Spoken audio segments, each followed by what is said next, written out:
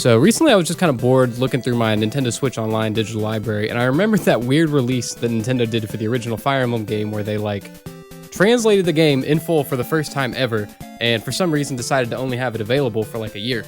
And while playing that game, something dawned on me, and it's that Fire Emblem might just be the greatest franchise in gaming. But seriously, how many games, and especially RPGs, have had effectively the same gameplay loop for 30 plus years? I mean, Final Fantasy has completely forsaken its turn-based combat for an action-based battle system, and even other RPGs have heavily evolved in terms of what they allow the player to do, or in some cases outright change genres with the side games. And yes, I'm aware of the Fire Emblem Warriors games, but even those games can't escape the fucking grid. And if you have no soul, you could look at it like Fire Emblem hasn't evolved, but I would actually go and argue that the core gameplay loop is just so effective and good that why would you go change it and risk messing it up? Fire Emblem 1 still shares a lot of annoyances with games of its era. If you've played the game, you know that the inventory management is just fucking horrible. Ultimately, it's still turn-based combat on that godforsaken grid of doom. You still got your cavaliers, your mages, your mercenaries, your Pegasus knights, your normal knights, and it's still your same shitty archers. And visually, while the games have gotten a lot prettier with time and there's all these nice quality of life changes, ultimately you're still doing the same thing players were doing back in 1990.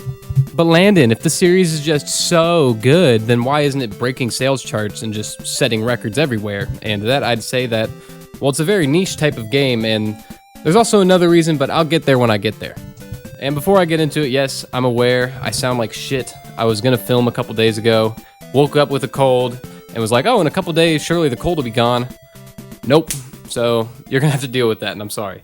Fire Emblem is a tactical RPG, which I already know is going to be a turnoff for a lot of people, and for those people I'll say wait until later, because honestly, I never would have thought that the game where you have these anime stat blobs on a grid just slamming into each other over and over again to later become my favorite franchise, but here we are.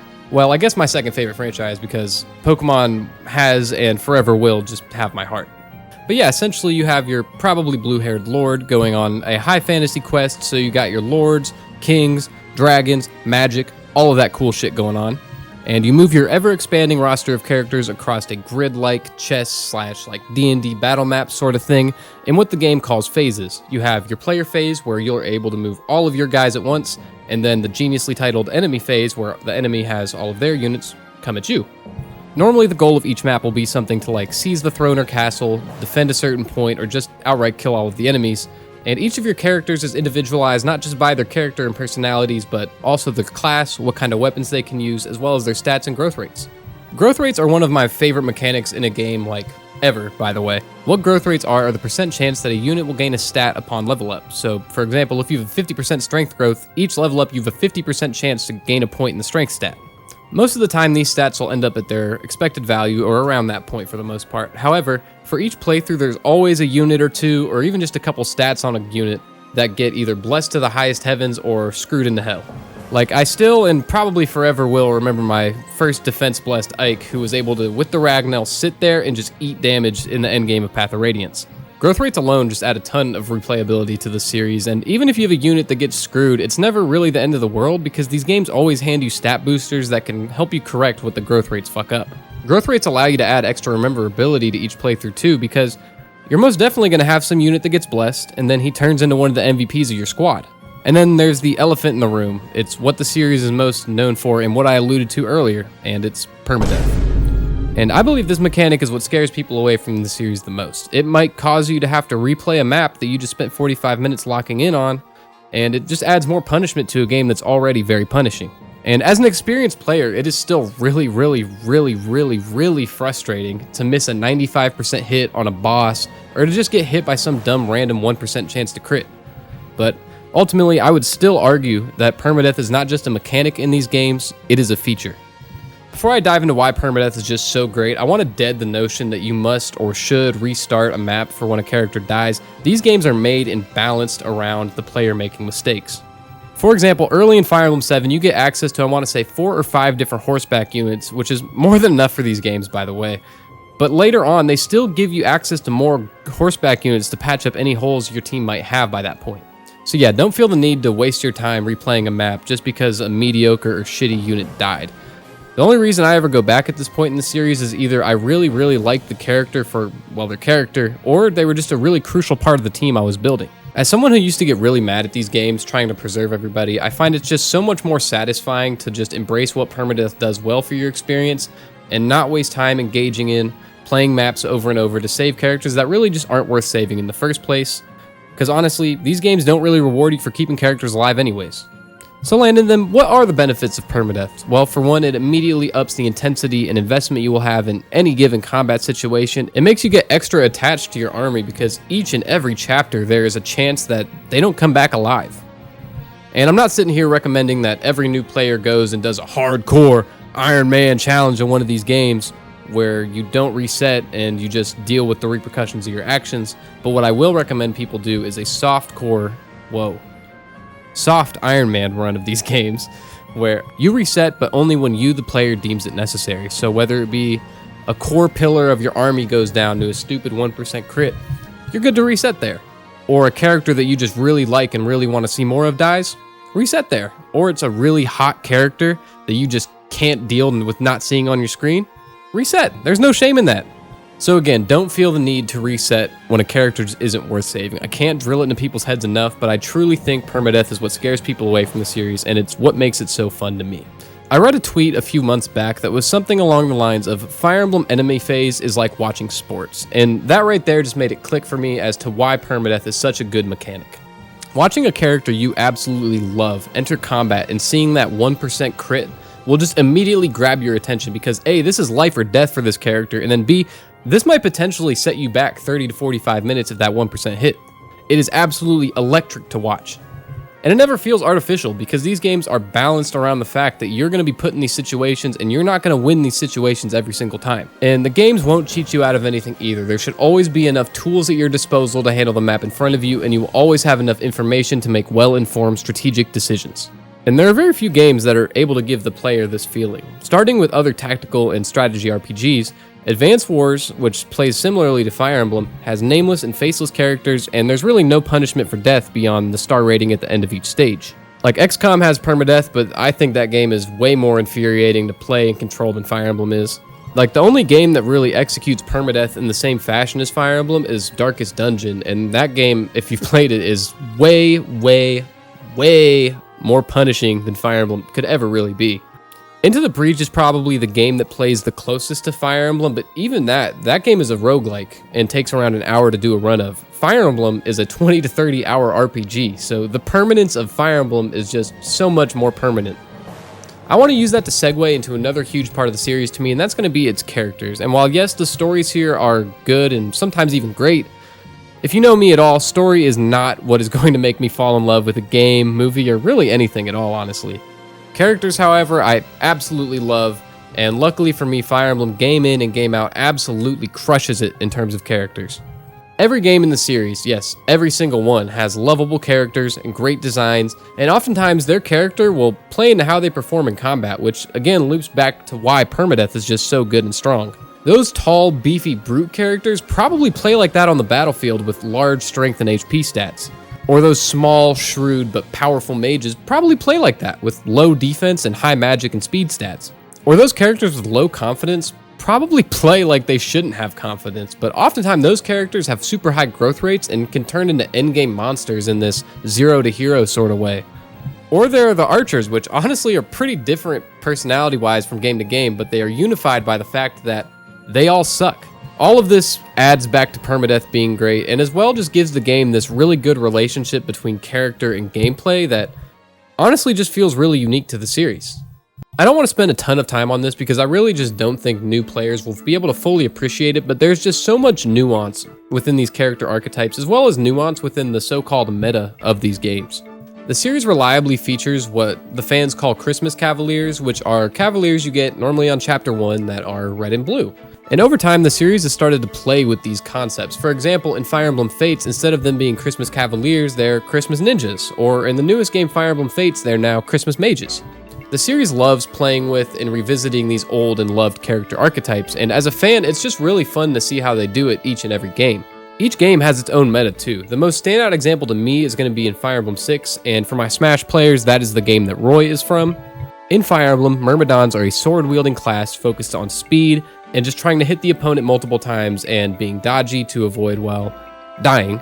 And this sounds great, but unfortunately swords are the weakest but most accurate weapon type, so this will lead to situations where you're doing 5 damage times 2 in a round of combat, instead of a stronger class doing just 12, 14 outright. However, accuracy in Fire Emblem 6 for some reason is just a lot lower than the rest of the series, so that consistency and dodginess Myrmidons have actually makes them way more valuable in this entry than any of the other ones. You just can't use the same approach and strategy for each of these games, and that's brilliant. And I know for new players that might not be a selling point, but it totally makes being a veteran of the series super rewarding. And yeah, I understand if moving these characters across these tiles doesn't seem initially fun sheerly from a gameplay perspective. However, the intensity of these situations and often the story accompanying them are what makes it so fun. There is nothing as electric in gaming as avoiding some lethal hit, or hitting a 60% hit that you needed to land on a boss, or getting a 1% crit on something and just making the entire combat situation way more manageable. Games of a similar intensity and difficulty don't have the permanent repercussions that Fire Emblem do, or if they do have those repercussions, they are just way less forgiving and welcoming as a series than Fire Emblem is. Fire Emblem sits in a landscape of its own in terms of game design, balance, and just how invested the player is able to get into it. The series has honestly reached Pokemon status for me in terms of replaying ability, similar to in Pokemon when you would want to replay a game to try a new starter or build a new team. Fire Emblem is the same way. Oftentimes I'll replay a game because I want to use a unit that I ended up benching later on, or if someone died early and I want to try using them again. With all that being said, I'll leave you with some games that I'd recommend to newcomers. Now, most of these games don't have any story ties to each other, and almost all of them are great, so you could start almost anywhere if you wanted to, but there definitely are games that are more beginner friendly than others. Fire Emblem 7, also known as Blazing Sword, was the first game to come out stateside, and oh boy, did it hit the ground running.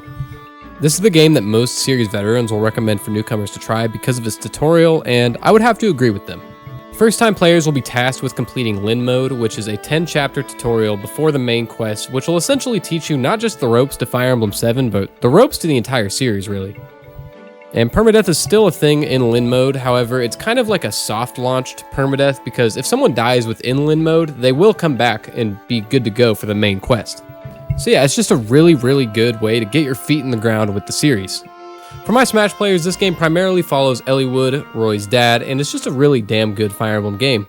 It has really likable characters, really good balancing, and has a ton of replayability with Hector mode being able to be unlocked, which will allow you to replay the main quest with Hector, Eliwood's friend, instead of Eliwood himself. And Hector mode just might have my favorite difficulty in the series, and yes, I know that's a kind of weird compliment to give, but it's really like the middle porridge for me. It's like just in the middle of what I want. It's not too difficult at all, but it's really engaging still even upon replays. Hector mode also isn't too bullshit, which there definitely are difficulties in the series that I would describe as bullshit hard and not fun or not fair, and Fire Emblem 7 doesn't have any of that. I also recommend this entry because it's the easiest to play legally today. I know you can join the Straw Hats and play any of these games however you want, but I know not everyone wants to play them that way. You can play this game right now, today, via the Nintendo Switch Online with the expansion pack that will allow you to play Game Boy Advance games. And an original copy will run you around $60-ish, which if you know me, you know that's going to be my preferred way to play. But it honestly is just because A, the form factor of the Game Boy Advance is beautiful, but also these shoulder buttons to bring up the menu just feels so good, dude. Game number 2 I'd recommend to newcomers is Fire Emblem Awakening, which for my Smash players follows Chrom, Robin, and Lucina as the lead characters. This game is famous for essentially saving the series in the States after the colossal failure that was the DS era of Fire Emblem. Up until Three Houses' release, this was the most popular Fire Emblem game, and when you play it, it's easy to see why. This game just hits the ground running so unbelievably well. Chrom and the rest of the shepherds are so likable, and the early maps and story are also just fantastic. It won't break the bank to obtain and play this game legally, but also I know now that 3DS emulation has gotten better than ever. I'd recommend that new players try this game on normal classic difficulty. Awakening added casual mode, which makes it so that at the end of each map, any unit that died will come back. And I'm sure that mode helped this game sell in the West. However, my elitist ass has come to despise the mode, because to me, what is the point of strategizing in a strategy game if there is A, no punishment for bad strategy, and B, there's no real rewarding feeling for good strategy, because if you strategize poorly or if you strategize well, you're getting the same result. Yeah, sorry about the ramble, but that's how I really feel. I feel like you're selling yourself short if you play these games in casual mode. Another note I will add is that Awakening is the hardest game I will recommend right now to you today. So I guess just if you go into it, be aware of that. And then we got game 3, which is probably one of my favorite games ever programmed, and that's going to be Fire Emblem 9 Path of Radiance. I think this is the best game I'm recommending to you today, but the main thing holding it back is that it's going to be very, very, very, very, very, very, very, very hard to obtain a physical copy of it nowadays. Honestly, I think the game is worth its price tag. Yes, you can pirate it, but for me personally, I fell in love with this game on the CRT and not playing it with 3 times scaling on Dolphin. For my Smash players, this is the game featuring Ike, and to me, he is the best protagonist in the series. I could legitimately make a full Ike video. I have his sword, the Ragnell, tattooed on my leg, just because he is so fucking cool. Instead of Ike being some noble or some prince, he is just a mercenary guy. And that's what I really love about him. And the story here is one of the best in the series, but what really sticks out to me with this game, and it's something that I don't notice with a lot of other games, is just how good the writing is. I'm a self-proclaimed story skipper, and I can't help but just read the dialogue, even on repeat playthroughs of this game.